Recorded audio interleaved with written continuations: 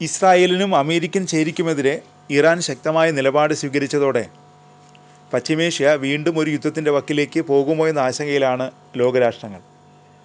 അതിനിടയിലാണ് പുതിയ വാർത്തകൾ പുറത്തു വരുന്നത്. ഉത്തര കൊറിയൻ ഭരണാധികാരി കിം ജോങ് ഉന്നിൻ്റെ പുതിയ പ്രസ്താവനയാണ് ആശങ്ക വർദ്ധിപ്പിക്കുന്നത്. അമേരിക്ക, ജപ്പാൻ, ദക്ഷിണ കൊറിയ എന്നീ രാജ്യങ്ങൾ തമ്മിലുള്ള ത്രികക്ഷി സൈനിക സഹകരണത്തെ ശക്തമായി അപലപിച്ച് കിം ജോങ് ഉൻ രംഗത്ത് വന്നിരിക്കുന്നു. മേഖലയിലുള്ള സംഘർഷങ്ങൾ വർദ്ധിപ്പിക്കുകയാണ് ഇക്കൂട്ടർ ചെയ്യുന്നതെന്നാണ് കിമ്മിൻ്റെ ആരോപണം. ഉത്തര കൊറിയയുടെ ആണവ പദ്ധതി കൂടുതൽ വികസിപ്പിക്കുന്നതുൾപ്പെടെയുള്ള പ്രതിരോധ നടപടികൾ ഇതിനെതിരെ സ്വീകരിക്കുമെന്നാണ് കിമ്മിൻ്റെ പ്രഖ്യാപനം. ജപ്പാൻ്റെയും ദക്ഷിണ കൊറിയയുടെയും സംയുക്ത സൈനികാഭ്യാസത്തെയും കിം വിമർശിച്ചു. ഇത് പ്രാദേശിക സൈനിക സന്തുലിതാവസ്ഥയെ തകർക്കുന്ന നീക്കമാണെന്നാണ് കിമ്മിൻ്റെ ആരോപണം. പ്രാദേശിക സൈനിക സന്തുലിതാവസ്ഥ ഉറപ്പാക്കാൻ ഉത്തര കൊറിയ ആണവ ശക്തി വികസിപ്പിക്കേണ്ടത് അനിവാര്യമാണെന്ന നിലപാടാണ് കിം സ്വീകരിക്കുന്നത്.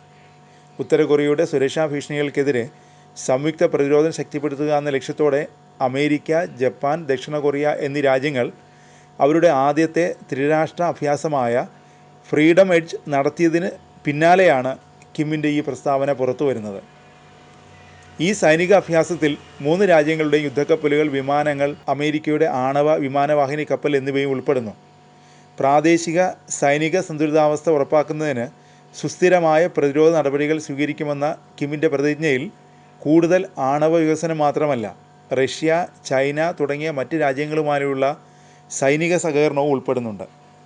അമേരിക്കയുടെ തന്ത്രപ്രധാനമായ ആണവായുധ ശേഖരവും യുദ്ധാഭ്യാസങ്ങളും ജപ്പാനുമായും ദക്ഷിണ കൊറിയയുമായുള്ള സൈനിക സഹകരണവും മേഖലയിലെ സൈനിക അസന്തുലിതാവസ്ഥയ്ക്ക് കാരണമാകുമെന്നും സുരക്ഷയ്ക്ക് ഗുരുതരമായ വെല്ലുവിളി ഉയർത്തുമെന്നും കിം പറഞ്ഞതായാണ് റിപ്പോർട്ട്.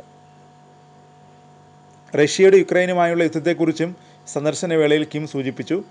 3 വർഷം നീണ്ടുനിന്ന റഷ്യ-യുക്രൈൻ യുദ്ധത്തിൽ ഇതുവരെ അയച്ച ഏകദേശം 11,000 സൈനികർക്ക് പുറമെ റഷ്യയിലേക്ക് കൂടുതൽ സൈനികരെ അയക്കാൻ ഉത്തര കൊറിയ തയ്യാറെടുക്കുന്നതായി സംശയിക്കുന്നതായി കഴിഞ്ഞ മാസം ദക്ഷിണ കൊറിയ പറഞ്ഞിരുന്നു.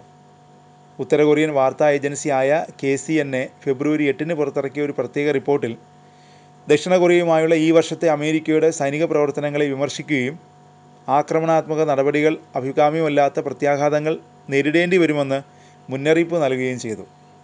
യുക്രൈനുമായുള്ള യുദ്ധത്തിൽ റഷ്യയ്ക്ക് പിന്തുണ നൽകുമെന്ന് ഉത്തര കൊറിയൻ നേതാവ് കിം ജോങ് ഉൻ വാഗ്ദാനം ചെയ്തിട്ടുണ്ട്.